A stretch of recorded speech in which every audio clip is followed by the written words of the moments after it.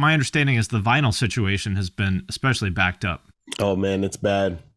I have to appreciate like everyone's patience, because not only has it been bad, but you know, for those who don't know, so when you do vinyl, they send you test presses, which I think for the longest time I always felt was a bit of a formality until we started to get test presses that had problems. You know, like they'll have like a lot of noise or some clicks, or they'll skip, and that you get several. So if you, all your test presses are like skipping in the same place, you're like, all right, well, that's something wrong with the cut itself, right?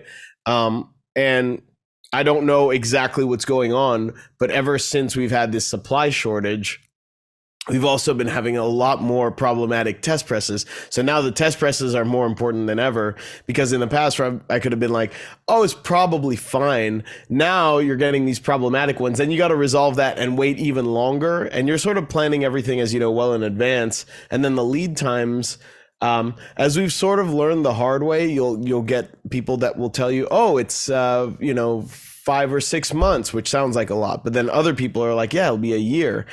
And so you're like, oh, well, I'll go with the guy who says it'll be 5 or 6 months, and then they take a year.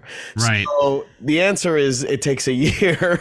And, I have some friends that are even looking at opening up their own plants, just because the demand is so crazy right now. It's probably a pretty smart investment if it's something that you're passionate about. And that would be agonizing to wait for a goddamn year. Yeah, I mean, well, here's the other thing is that, like, you know this very well, but like when you want to put out an album, ideally you want everything to come out at the same time. I don't think it'll actually be a year. I think the lead times are a bit more reasonable now, but we have to get everything in so early so that we can hope to have the vinyl in and hopefully out like within a week, of release date or something like that. Because otherwise what will happen if you sort of do the traditional method is that people will pre-order the vinyl to get the packages and whatever, but it won't come out for 3-4 months after that. And that, if you don't have sort of very clear language surrounding that, could be really upsetting. Yeah, even if you do, you can't expect everyone to read the fine print on that right. stuff. And they'll be like, wait, so I don't have my vinyl for another 3 months, and that kind of sucks. And I'm a big, I'm a vinyl collector myself. So I'm on both sides of this equation. And I'd say that as a consumer, I've become a lot more patient. Like there's stuff I've like pre-ordered where it's just like, we don't know when this is going to arrive. And I'm like, okay, well, at least I'll get one. It's always like one of like 500 or 1,000. It's like, all right, I'm guaranteed to get it at some point. And there's some I'm still waiting on where, who knows when it'll arrive, but hopefully it will arrive. So there is sort of that understanding. It's a bit of this FOMO play, but it does make it very, very difficult to sort of strategize for launches and things like that. And is this coming out on your label, 3 Dot? Yep. This will nice. be 3 Dot release.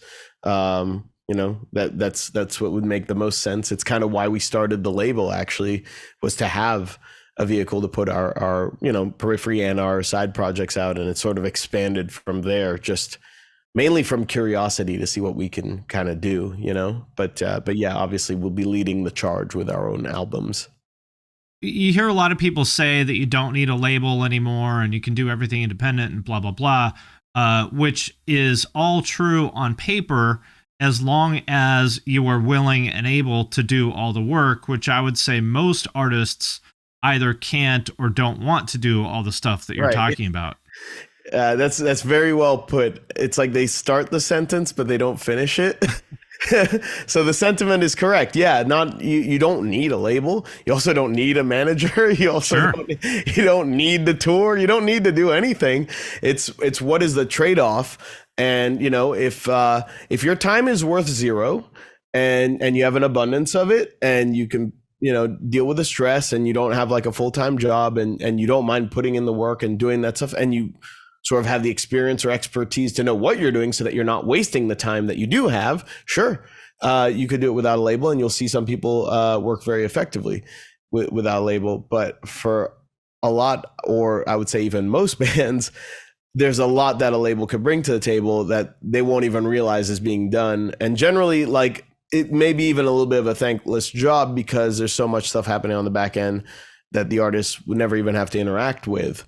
that almost feels like nothing's happening, but these are just, again, as you know, all sides of this, and anyone who does know all sides of this knows like how much of the little minutia is involved and how much work is involved with actually releasing an album and all the stuff that goes wrong. Basically anything that you don't directly control always goes wrong.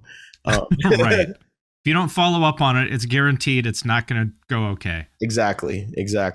So it's not, again, label, it's not a necessity. It's not for everyone, but even for people where you could get away without the label, the question is, do you want that? Do you want to trade, or would you rather, one thing that we've tried to do is do these very artist centric deals. So where they're getting their fair share, sometimes depending on the artist and the deal, sometimes the majority doing licensing deals, doing deals that like we were never offered.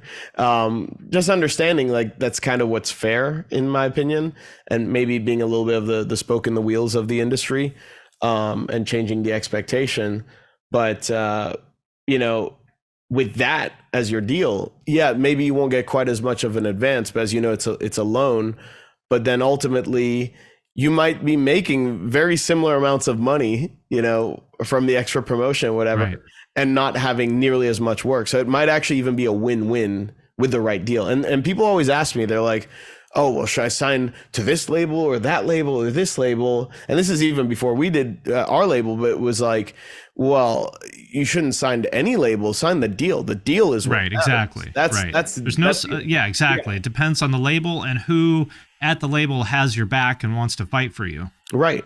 And all of that will be reflected in the deal and in the negotiations, and you'll get a good sense of that. So you can't ever just say, because people will be like, is Sumerian a good label? It's like, well, they are if you get a good record deal, Right. Like they're at least honest enough to where they will exercise their record deal, like largely to what's written on paper. So you wouldn't have to worry about that. So in that sense, they're good, sure. But they also offered some of the absolute worst record deals I've ever seen to some bands. I'm like, don't ever sign that. And nobody put a gun to their head and made them sign it. No, of course not.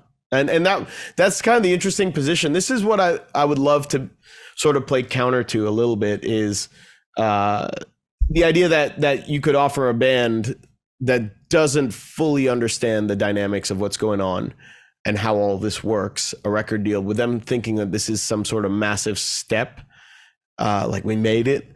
And then you could sort of leverage that to give them the worst deal ever, because they're like, well, at least it's a deal, as if that is somehow a good sentiment, right? Right. And then if they're smart enough to say no to that, there's 100 other bands that would say yes. So you're in this very advantageous position to sort of, opportunistically take advantage of bands that don't know any better.